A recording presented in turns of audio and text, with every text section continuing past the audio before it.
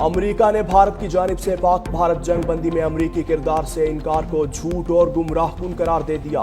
तर्जुमान महकमा खारजा Tammy Bruce ने media पर ब्रीफिंग में कहा, बाज़ बयानात खुद ही अपनी हकीकत जाहिर कर देते हैं। सदर ट्रंप ने इस मसले को काफ़ी वाज़ेह कर दिया है। अमरीकी नायब सदर जेडी वेंस भी पाक भारत मुज़ाकरात में शामिल थे। उनका किरदार तस्लीम किया जाना चाहिए। जदीद दौर में सच जानने के लिए किसी एक तबसरे पर इन्हसार नहीं किया जाता। बाज़ आरा गलत होती हैं। सदर ट्रंप मुतादिद बार जंग बंदी का क्रेडिट ले चुके।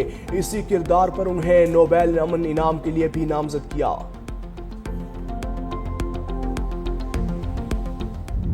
तुर्किया के वज़ीर खारजा और वज़ीर बराए कौमी दिफा अहम दौरे पर इस्लामाबाद में मौजूद।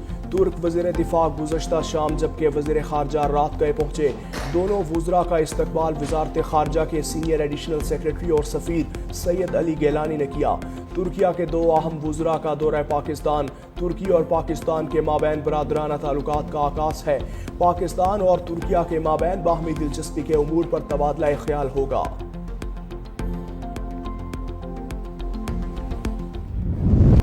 लाहौर में मानसून बादल खुलकर बरस पड़े। शहर के मुख्तलिफ इलाकों में वक्फे वक्फे से बारिश। गर्मी और हब्स का जोर टूट गया। नशेबी इलाकों में पानी जमा।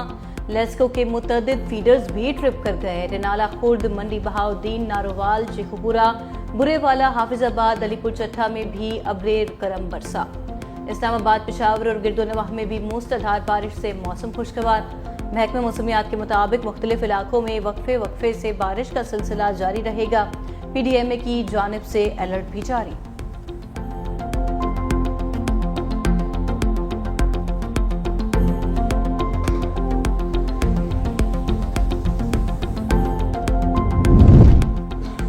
कराची में पुरअसरार तौर पर हलाक अदाकारा हुमैरा का पोस्टमार्टम मुकम्मल। लवाहिकीन से राब्ता हो गया। पुलिस के मुताबिक मरहुमा के मोबाइल फोन का डाटा हासिल कर लिया। मौत की असल वजह केमिकल एग्जामिनेशन रिपोर्ट आने पर सामने आएगी। CCTV और दीगर तरीके से तहकीकात जारी है। दूसरी जानिब अदाकारा के वालिद ने कराची आकर लाश वसूल करने से इनकार कर दिया। पुलिस के राबते पर कहा, काफी अरसे पहले हुमैरा से कता ताल्लुक कर लिया था।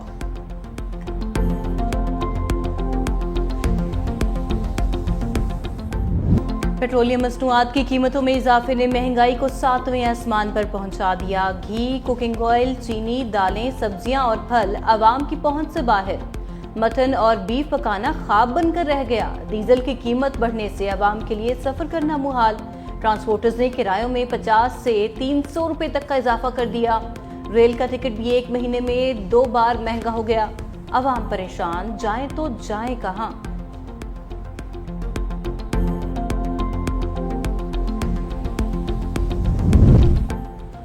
अवाम महंगाई से परेशान। मुआविन खुसूसी वज़ीर आला पंजाब सलमा भट्ट की सब ठीक है कि गर्दान। कहती हैं, पेट्रोलियम मसनूआत की कीमतों में आर्जी इजाफे से खाने पीने की अशिया की कीमतों पर कोई खास फर्क नहीं पड़ेगा। अगर किसी ने पेट्रोल की आड़ में मुनाफाखोरी की कोशिश की तो उसके साथ सख्ती से निपटा जाएगा।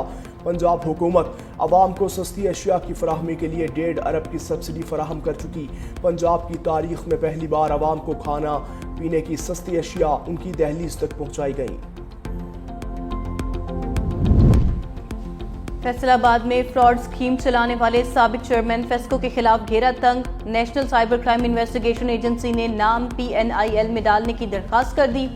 मुरासले में लिखा, मुलजिम ने गिरफ्तारी से बचने के लिए खुद को छुपा रखा है। बैरून मुल्क फरार होने से रोकने के लिए नाम PNLA में डाला जाए। FIA ने मुलजिमान के खिलाफ 7 मुकदमात भी दर्ज कर लिए। साबिक चेयरमैन फेस्को के घर से 73 गैर मुल्कियों और 78 पाकिस्तानियों को गिरफ्तार किया गया था।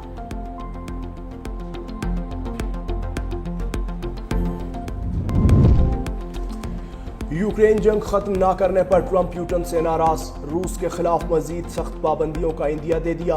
यूक्रेन के लिए हथियारों की नई खेप की मंजूरी भी दे दी। व्हाइट हाउस में काबीना इजलास के दौरान गुफ्तगू करते हुए सदर ट्रंप की रूसी हम मनसब पर सख्त तनकीद। कहा, मैं प्यूटन से खुश नहीं। हजारों की तादाद में रूसी और यूक्रेनी फौजी मारे जा रहे हैं। सदर प्यूटन की खुश इखलाकी सिर्फ दिखावा है। रूस पर मजीद इक्तसादी पाबंदियों के बिल पर संजीदगी से गौर कर रहा हूँ। इस्राएली वज़ीर-ए-आज़म की 2 रोज में सदर ट्रंप से दूसरी मुलाकात। इसराइल हमास जंगबंदी पर पेशरफ्त न हो सकी। 1.5 घंटा जारी रहने वाली मुलाकात का एलामिया जारी न हो सका। नेतन्याहू मीडिया से गुफ्तगू किए बगैर रवाना। दूसरी जानिब दोहा में हमास और इसराइल के दरमियान मुज़ाकरात का तीसरा दौर भी बेनतीजा खत्म। मुज़ाकरात का चौथा और दौर आज होगा। व्हाइट हाउस के मुताबिक अमरीकी एलची विटकोफ रवां हफ्ते दोहा जाएंगे। तर्जुमान अमरीकी महकमे खारजा टैमी ब्रूस कहती हैं, हमारी तवज्जो इस वक्त गजा में जंगबंदी पर है। ट्रंप की क़यादत में इंतजामिया मुल्की मफाद और आलमी अमन के लिए काम कर रही है। आर्मेनिया और अजरबैजान के दरमियान अमन मुआहिदे की कोशिश भी हो रही है।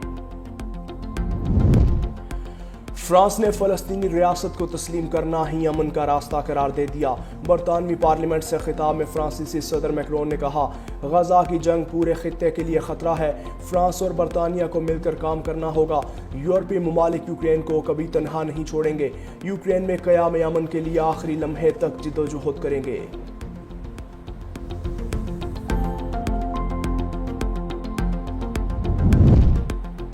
बरतानिया के फ़लस्तीनियों को ज़बरदस्ती बेदखल करने के मंसूबे की मुखालफत। बरतानवी वज़ीर ख़ारजा डेविड लेमी ने कहा, इसराइली वज़ीर दिफा का 6 लाख फ़लस्तीनियों को रफ़ा मुंतकिल करने का मंसूबा कबूल नहीं।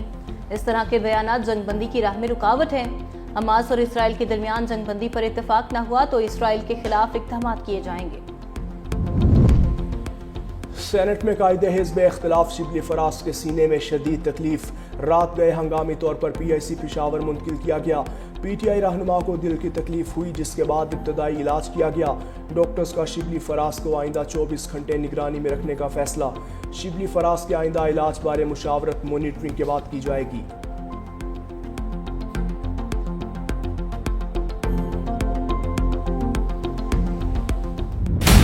कराची में मखदूश इमारतों के खिलाफ क्रैकडाउन। 51 मखदूश इमारतों में से 11 को खाली करा लिया गया। लयारी में गिरने वाली बिल्डिंग के साथ वाली इमारत का मलबा भी गिरने लगा।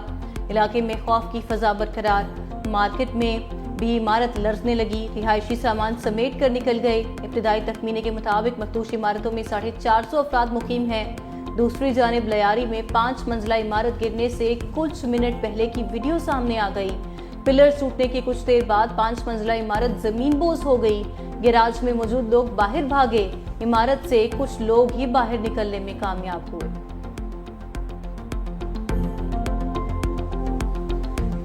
सामान निकाल लिया सारा, बोले खतरा है। हमारा सामान अंदर है और हमारा बिल्डिंग, बच्चों के कपड़े कुछ भी नहीं छोड़ने दिया। सिर्फ हम लोग अपने चादर लेकर और 5-6 दिन हम लोग को ये कपड़े हैं। हम लोग हर किसी के घर पे दर पदर है। दे रहे ना हमें, बोलते कि खतरा है, आप चले जाओ। हमें परमिशन नहीं दी जा रही है। परमिशन जाए, हमारे बच्चे दर पदर है, कोई कहाँ। सर से छत गई और तहफ़्फ़ुज़ का एहसास बिछिन गया। कराची में मखदूश इमारतें खाली करवाने पर शहरियों का शिकवा। कहते हैं मुतबादल रहाइश का कोई बंदोबस्त नहीं। हुकूमत मुआवजा या मुतबादल जगह में से कुछ तो दे, हमारे पास तो कुछ भी नहीं बचा। दूसरी जानिब सीनियर वजीर सिंध शर्जील मेमन कहते हैं, कुछ खानदानों को आर्जी रहाइश दे सकते हैं, तमाम मकीनों को रिहाइश देना मुमकिन नहीं। कराची में 51 मखदूश इमारतों में से 11 को खाली करवा लिया।